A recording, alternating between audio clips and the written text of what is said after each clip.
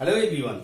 पिछला क्लासेस में हमारा जो टॉपिक था वो था causes of armature reaction and effect of armature reaction. हम लोगों को पता चल गया कि ये जो आर्मेचर रिएक्शन डीसी मशीन में होता है ये मशीन के लिए अच्छा नहीं होता है, बल्कि इसका परफॉर्मेंस, मशीन का जो परफॉर्मेंस है ये पुअर कर देता है, चाहे ये जनरेटर हो या मोटर हो। तो अभी हम लोगों को क्या करना है, जितना हो सके इस आर्मेचर रिएक्शन को हम लोगों को काउंटर करना है और मिनिमाइज करना है। तो basically there are 3 methods we can use to minimise the armature reaction in a DC machine.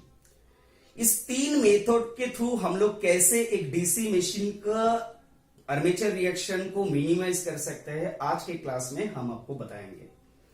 तो आइए चलते हैं, पहले इस 3 मेथड जो है इसके बारे में जान लेते हैं। जो पहला जो मेथड है वो है by using the brush hanger. Brush hanger को यूज करके हम लोग आर्मेचर रिएक्शन को रिड्यूस कर सकते हैं। कैसे करते हैं ये हम बता रहे हैं बाद में। दूसरा जो मेथड है बाय यूजिंग द इंटरपोल, और तीसरा जो मेथड है by using compensating winding. By using compensating winding. तो पहले चलिए जान लेते हैं कि ब्रश हैंगर को यूज करके हम लोग कैसे आर्मेचर रिएक्शन को रिड्यूस कर सकते हैं। जैसे कि आप लोगों को पता है कि जब एक आर्मेचर डीसी जनरेटर में जब एक आर्मेचर लोड में चला जाता है तो उसमें से करंट फ्लो होना शुरू हो जाता है। अगर आर्मेचर में से करंट फ्लो होना शुरू हो जाएगा तो मैग्नेटिक न्यूट्रल एक्सिस जो है वो जियोमेट्रिकल न्यूट्रल एक्सिस के एक्सिस से हट जाता है।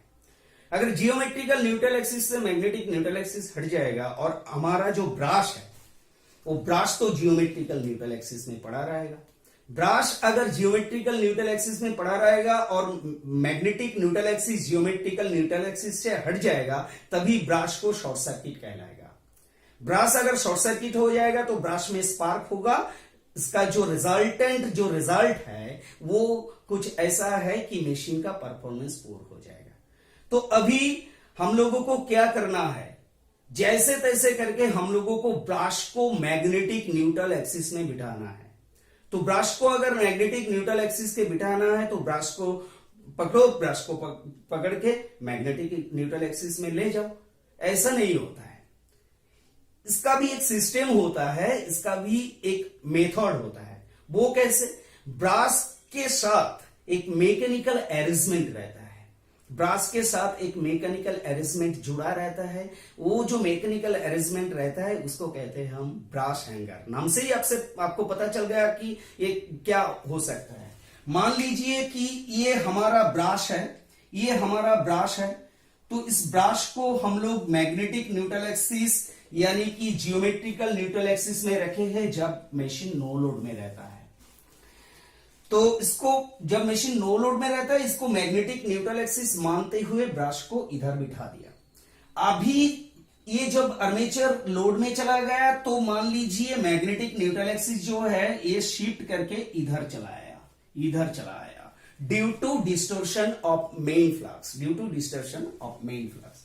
अभी इस ब्रश के साथ एक हैंगर अरेंजमेंट रहता है। आप अभी क्या कर सकते हो, आप अभी ब्रश हैंगर को लेके डाउनवर्ड पुल करके इस ब्रश को आप मैग्नेटिक न्यूट्रल एक्सिस में लाके बिठा सकते हो। अगर एक बार आप इसको लेके इधर बिठा दिया तो ब्रश में स्पार्किंग होना बंद हो जाएगा, यानी कि जो पुअर कम्यूटेशन हो रहा था वो बंद हो जाएगा। मशीन का जो परफॉर्मेंस घट रहा था वो भी बंद हो जाएगा। तो आपको एक बात बता देता हूं कि कैसे आपको पता चलेगा कि मैग्नेटिक न्यूट्रल एक्सिस इधर शिफ्ट हुआ है। इधर भी तो हो सकता है, इधर भी मैग्नेटिक न्यूट्रल एक्सिस शिफ्ट हो सकता है। डिपेंड करेगा कि आर्मेचर किस डायरेक्शन में रोटेट कर रहा है। तो अगर ये क्लॉकवाइज डायरेक्शन में रोटेट करेगा तो इधर शिफ्ट करेगा, अगर एंटी क्लॉकवाइज डायरेक्शन में रोटेट करेगा तो मैग्नेटिक न्यूट्रल एक्सिस जो है इधर शिफ्ट करेगा। तो अभी आपको यह भी पता नहीं है कि किस डायरेक्शन में मैग्नेटिक न्यूट्रल एक्सिस गया।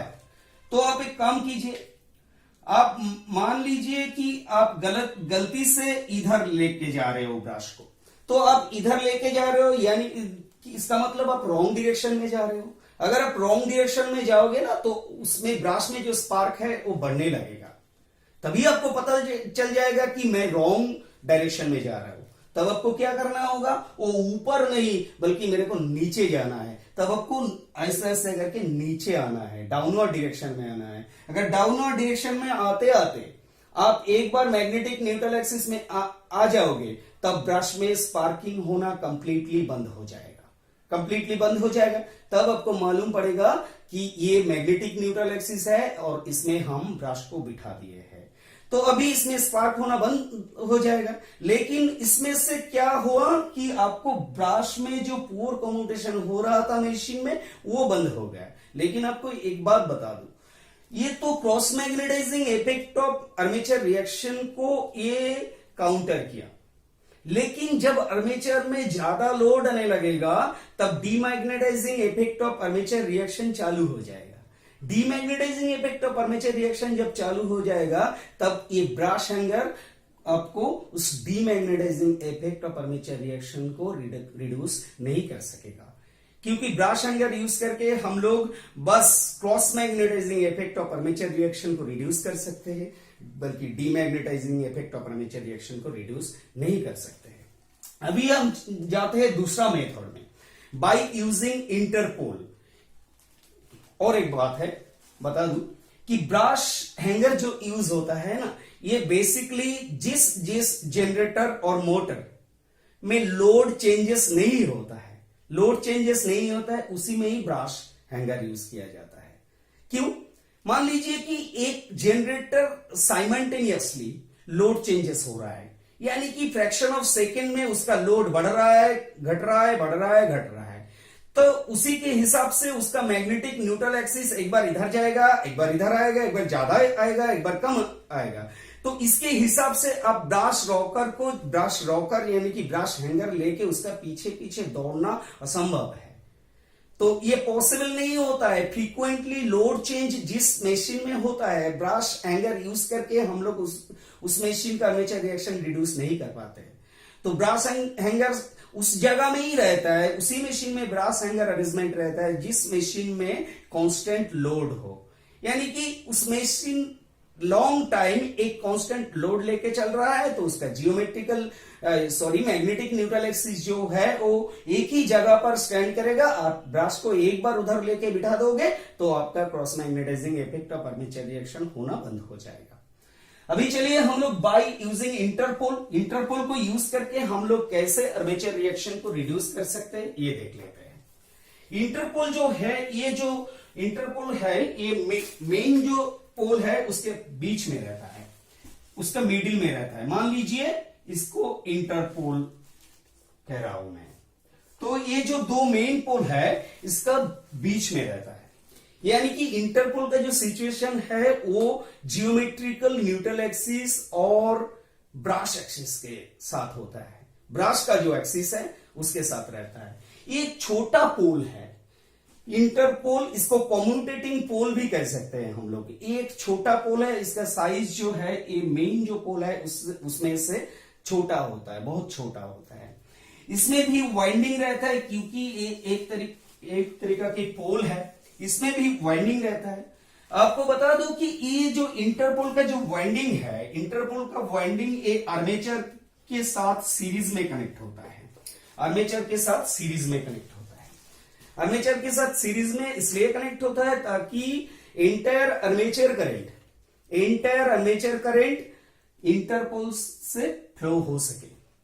अगर इंटरपोल से आर्मेचर करंट फ्लो होगा तो इंटरपोल जो है ये मैग्नेटिकली एनर्जाइज्ड हो जाएगा। मैग्नेटिकली अगर एनर्जाइज्ड हो जाएगा तो इसका भी एक पोल क्रिएट हो जाएगा। ये जो पोल होगा, suppose that north pole and south pole हो गया, north pole and south pole हो गया। तो इंटरपोल का ये जो north pole and south pole हमने बताया, ये ऐसे ही बताया नहीं, क्योंकि ये क्राइटेरिया है। अगर ये जनरेटर है तो इंटरपोल का कनेक्शन कुछ ऐसा करना पड़ेगा कि अगर मान लीजिए कि आर्मेचर क्लॉकवाइज डायरेक्शन में रोटेट कर रहा है तो इस डायरेक्शन के हिसाब से इंटरपोल का जो एहेड मेन पोल है, उस पोल का जो पोलैरिटी है, यानी कि इधर देख रहे हैं कि नॉर्थ पोल, उस पोल का जो पोलैरिटी है, इंटरपोल का पोलैरिटी भी सेम होना चाहिए। According to direction of rotation, polarity of interpole must be same as main pole ahead. यानी कि मेन पोल जो है उसके हिसाब से ये पोल सेम होगा अगर ये जनरेटर होगा। मोटर के लिए ठीक उल्टा है, अगर ये नॉर्थ पोल होगा, अगर ये मोटर है तो ये अहेड पोल नॉर्थ होगा, तो उसका जो बिहाइंड इंटरपोल है ये इसका पोलैरिटी उल्टा हो जाएगा, यानी कि साउथ पोल हो जाएगा।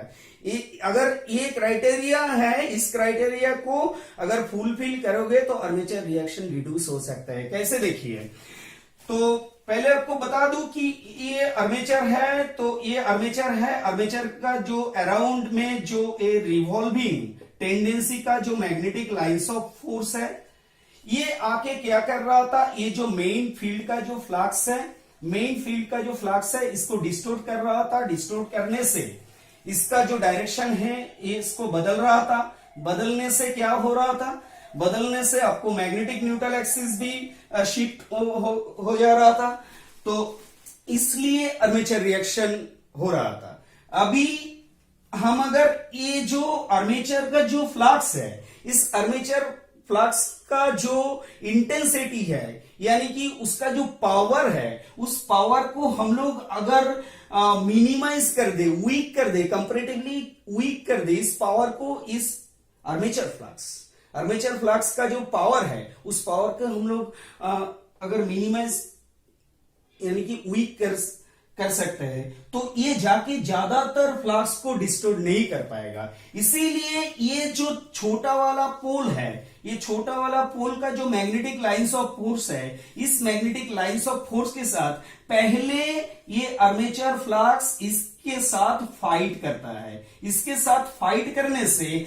रिजल्टेंट जो flux intensity by the armature conductor, resultant जो फ्लक्स इंटेंसिटी ये डिक्रीज हो जाता है। इसका जो पावर है ये कम हो जाता है, क्योंकि ये इसका आगे ये जो इंटरपोल है इसके फ्लक्स के साथ इस फ्लक्स का इंटरेक्शन होता है।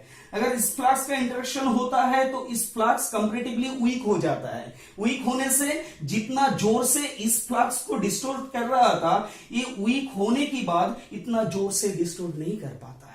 तो इतना जोर से अगर डिस्टोर्ट नहीं कर पाता है तो हम लोग क्या कर सकता है, हमें क्या कह सकता है, आर्मेचर रिएक्शन रिड्यूस हुआ ना, क्योंकि जितना फ्लक्स उधर डिस्टोर्ट हो रहा था, मैंने पहले ही दिखाया था, जितना फ्लक्स उधर डिस्टोर्ट हो रहा था, हम लोग कह रहे थे कि आर्मेचर रिएक्शन ज्यादा हो रहा है। अगर इस फ्लक्स को थोड़ा सा भी वीक कर दे, थोड़ा सा भी वीक कर दे, तो इस फ्लक्स अगर वीक हो जाएगा तो इसको ज्यादा डिस्टोर्शन नहीं कर पाएगा। डिस्टोर्शन अगर नहीं कर पाएगा तो आर्मेचर रिएक्शन रिड्यूस हो सकता है। तो ऐसे करके हम लोग इंटरपोल यूज करके, इंटरपोल को हम लोग कम्यूटेटिंग पोल भी कहता है, कम्यूटेटिंग पोल भी कहता है, तो इंटरपोल को यूज करके हम लोग आर्मेचर रिएक्शन को रिड्यूस कर सकते हैं। और इंटरपोल जो है ये इसका मान लीजिए कि इसके साइज में बहुत छोटा होता है, और आर्मेचर कंडक्टर के साथ, आर्मेचर जो कंडक्टर वाइंडिंग है, आर्मेचर वाइंडिंग के साथ इंटरपोल सीरीज में रहता है, ताकि पूरा की पूरा आर्मेचर करंट इंटरपोल में से जा सके, इंटरपोल एक्साइट हो सके, जितना हो सके इंटरपोल एक्साइट हो सके। आपको बता दूं कि इंटरपोल जो यूज होता है ये ज्यादा से ज्यादा स्मॉल एंड मीडियम साइज जो जनरेटर और मोटर है उसमें यूज होता है। अगर बिग साइज ऑफ मशीन हो गया ना तो इंटरपोल से काम नहीं चलता है। इंटरपोल इस फ्लक्स को उतना भी वीक नहीं कर पाता है जिसमें से आर्मेचर रिएक्शन बहुत रिड्यूस हो सके, इतना नहीं कर पाता है। तब हम लोग क्या करते हैं, तब हम लोग थर्ड जो मेथड है उसके थ्रू आर्मेचर रिएक्शन को रिड्यूस करने की ट्राई करते हैं। थर्ड जो मेथड है वो है बाय यूजिंग कंपेंसेटिंग वाइंडिंग। आपको ये कंपेंसेटिंग का अगर मीनिंग पता है तो आपको 50% इसका मतलब समझ में आ जाएगा। कंपेंसेटिंग यानी कि जो नुकसान पहुंचता है उसको कंपेंसेट करना, उसको भर देना। जो लूज होता है, जितना अमाउंट ऑफ लूज होता है उसको भर देना, यानी कि जो लूजिंग पर्सन है, मान लीजिए वो कुछ लूज किया है, उसको अगर भर दोगे तो उसको कहते हैं कंपेंसेट करना। तो जैसे कि कंपेंसेटिंग वाइंडिंग इसका नाम है, तो ये क्या करता है, ये जितना main flux demagnetising effect of armature reaction होने के कारण जितना मेन फ्लक्स डिस्ट्रॉय हो जाता है, डिस्ट्रॉय यानी कि पूरा की पूरा खराब हो जाता है, नष्ट हो जाता है, उतना फ्लक्स को ये कंपेंसेट करता है, यानी कि उतना फ्लक्स को ये भर देता है। तो भर देने से क्या है, रिजल्टेंट जो अमाउंट ऑफ फ्लक्स वो कांस्टेंट रह जाता है। कांस्टेंट रह जाने से क्या होता है, demagnetising effect of armature reaction अगर होता है जनरेटर में, तो उसका जो वोल्टेज बिल्डअप है उसमें डायरेक्ट असर होता है। वोल्टेज बिल्डअप कम होने लगता है, अप टू 10% तक वोल्टेज बिल्डअप घट सकता है। तो अगर जितना फ्लक्स डिस्ट्रॉय हो जाएगा due to effect of demagnetisation of armature reaction, तो उतना फ्लक्स अगर आप किसी भी प्रकार से आप उसी सेक्शन में, उसी फील्ड में अगर भर दोगे, तो रिजल्टेंट फ्लक्स आपका कांस्टेंट रहेगा। जो फ्लक्स आपको आर्मेचर कंडक्टर को लिंक करेगा और उसके वजह से ईएमएफ डेवलप होगा, तो उस ईएमएफ जो डेवलप होगा, अगर आप उस फ्लक्स भर दोगे तो ईएमएफ जो डेवलप होगा उसमें घटा नहीं आएगा।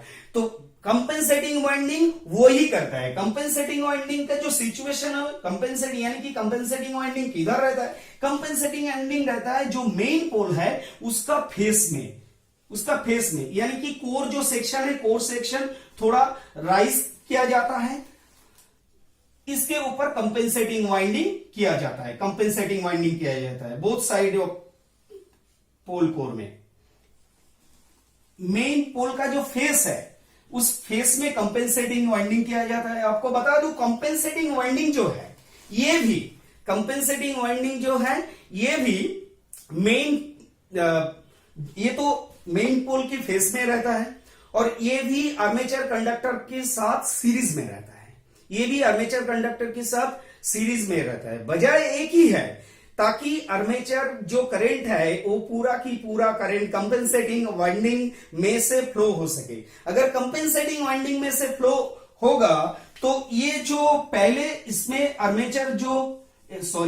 इसमें जो कोर में जो वाइंडिंग था, इसके वजह से इधर नॉर्थ पोल हो रहा था, मान लीजिए उधर 100 फ्लक्स जनरेट हो रहा था। अभी मान लीजिए कि demagnetising effect of armature reaction होने से इसका 10% फ्लक्स रिड्यूस हो रहा है। तो 10% फ्लक्स रिड्यूस हो जाएगा, यानी कि टोटल फ्लक्स 90 हो जाएगा। टोटल फ्लक्स 90 होने से वोल्टेज बिल्डअप 10% रिड्यूस हो जाएगा। वोल्टेज बिल्डअप 10% रिड्यूस हो जाएगा।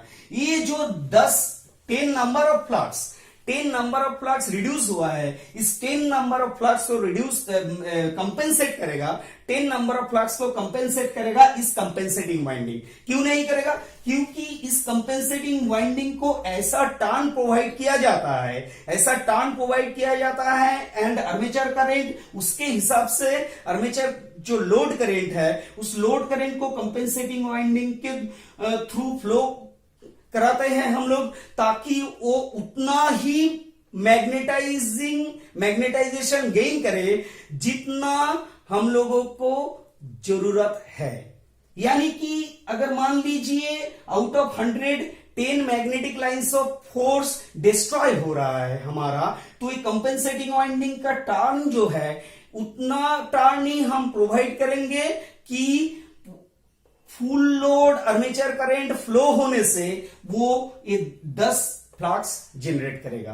तो अभी ये जो 10 फ्लक्स रिड्यूस हो रहा था, कंपेंसेटिंग वाइंडिंग को अगर हम प्रोवाइड करेंगे तो उसी जो 10 फ्लक्स उस 10 फ्लक्स को ये भर देगा, कंपेंसेट करेगा। कंपेंसेट करने से डीमैग्नेटाइजिंग इफेक्ट ऑफ आर्मेचर